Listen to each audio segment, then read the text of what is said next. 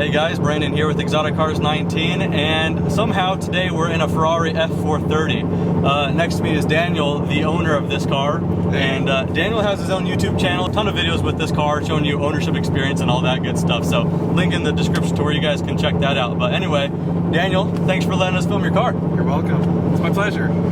So, how long have you owned this 430? So I bought it in September of this last year, so only a few months. Anything done to it? I personally haven't done anything substantial. The last owner put on a bunch of stuff, so it's got HRE wheels, it's got aftermarket Brembo brakes, it's got aftermarket suspension. The entire exhaust has been replaced with a tubing exhaust, including the headers. There's no cats in it. Well, as much as the DMV knows there's cats. And you ever get people trying to race you or whatever? Or do you want to debunk any Ferrari myths or stigmas? Well, to the first part, yeah, people try and race me all the time, which that can be annoying because I'll be like just driving to work and someone's like, hey, let's race. And I'm like, dude, I'm just driving to work, man. But yeah, there's unfortunately like a ton of Ferrari myths. You know, first of all, you can own a Ferrari and not be a millionaire, because I am not a millionaire by any means. So that's, you know, buy them used. Overall running cost of Ferrari, is it like what some people might make it out to be, or is it just I mean, it's going to be more expensive than driving around like my wife's Mini Cooper, yeah. Right? You know, it gets pretty horrible gas mileage. It gets like 12 miles per gallon. Insurance is about twice that of a normal car, maybe 3 times that of a normal car. So it's pretty expensive, but it's not insane. And then of course the tires, you know, tires are really expensive. Not so much that you would have to use expensive tires, it's just that, you know, if you're going to drive the Ferrari, you're going to drive on some good tires, so yeah. You're going to buy some Michelin Pilot Sports or Michelin Pilot Sport Cup 2s or whatever, so you're talking like, you know, $500+ a tire, so to do a full set, you're talking $2,000. I was actually daily driving this from when I bought it until just about a month ago, or not even a month ago, a week ago, I finally got a daily driver, so now this will be more for weekends and for fun, which is good.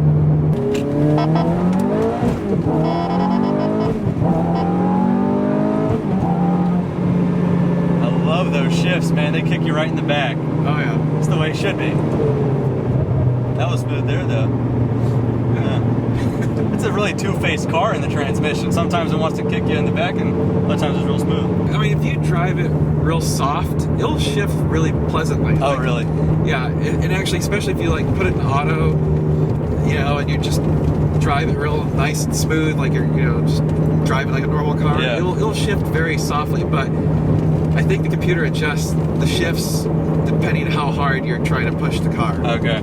So if you were to make this as boring as possible and mundane, whatever, with all this, could you daily drive this, would you say, besides the ground clearance or whatever? Or, oh yeah. I mean, like I said, I drove it every day for the first few months to, you know, because I didn't have a daily driver at the time. Yeah, I don't know how I wouldn't just put endless amount of miles on this if I owned it. I'd just be so tempted to drive it all the time. Yeah, it's funny, but that's part of the reason I wanted to get the daily driver. You know, originally this was my daily driver, but I didn't want to put that many miles on it. Not so much because I'm scared of, like, I'm not scared to put miles on it, right? But I kind of want the miles on it to be good, exciting miles. And if you're just driving it to and from work every day, you're gonna get a lot of miles on the car pretty quick. And it's gonna be a lot of maintenance costs. So, you know, and you're gonna devalue the car pretty badly. So it's like, well, you know, is it? You know, driving it to and from work for a month or a couple months was fun, but it's like, yeah, you know, like, it's not really exciting. You're just kind of sitting there in traffic. So, yeah. Talking about value, though, the cars, I mean, it's crazy to see where the 430s are now, though, because we're in, like, this time where everyone's kind of going crazy over the naturally aspirated stuff, right? They don't really totally like saying Ferrari go twin turbo, right? Not everyone. So I think we're, like, in this kind of coming soon state, if not it's already happening, to where I think these things should be kind of done depreciating. I mean, to get them for under 6 figures, I think that's kind of, certainly it doesn't look like a car that's under there. If it's done depreciating, that would be fantastic. So I can't see how much further it'll go, honestly. I mean, yeah, I don't know. They kind of flat, you know, they depreciated pretty hard, and then now they're kind of stopped right around the 120 range. I think the market's a little confused right now with the twin turbo stuff as well, because like because one person might argue, oh well, now it's a couple of generations old. But you could also say, yeah, but it's one of the last of the naturally aspirated V8s, and that's huge, I think. And it's also the last of the raw, I think, like I said with the 458. It's gotten so good and refined. And talking about the sound, I know you got the 2B exhaust on this one, but just a stock 458, stock 430. I always thought like the 430s were much nastier sounding, raspier, and the 458s were just so linear. That's good. It's great to be able to go up to like 4.5, 5,000, be like, oh yeah, I'm still like almost halfway there. Yeah, and that's one thing with the 488s is like people keep hitting the rev limiter because they feel like they're short shifting, like they feel like they have to. Yeah, I feel like the 488s kind of sound like a 458 with valves closed and short shifting. They're just that little bit quieter. I mean, they're great cars though, but it's just the raspiness and craziness of these more raw Ferraris. One thing I was wondering with the exclusive factor with this car is it's already so rare to like see a Ferrari on the road in whatever car, but if you're driving this quite often, that must be pretty interesting. To be in your Ferrari, you come across another Ferrari. I've actually had it happen 3 times now. Oh, really? And one of them was a 430, and that one, the guy just blew past me. He was just on a mission to go fast, so I was like, all right, whatever. But the other week, I was going to lunch, and at a stoplight, a guy in a 355 pulled up next to me. Oh, really? Yeah, it was pretty cool because we were like, oh, it's a beautiful day for a ride, you know, that sort of stuff. When you bought this, you said in September, did you cross shop it with anything? Yeah, there was a few other 430s. There was, I was highly contemplating a C7 Z06. I was also, actually, the reason I got the 430 is I started looking into the Z06.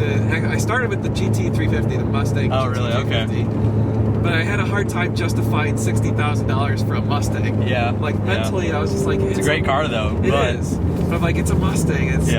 Mustangs shouldn't be $60,000. Yeah. So, but so then I started looking at like Z06, and then I was looking at the 360s, and when I read about the 360s, I was like, well, for a little bit more, you can get a lot more car with the 430, more reliable, a hell of a lot more horsepower. So I'm like, I think I want to get the 430. So how does this compare to other cars that you've owned in the past? I mean, it's definitely the best car I've owned. It's not the fastest, but it's definitely the best. What kind of cars have you owned before then? So I've owned 2 Mustang Cobras, 1 Mustang, 2 Subaru STIs, 2 Saturns, believe it or not, pickup truck. So like Jay Leno's garage?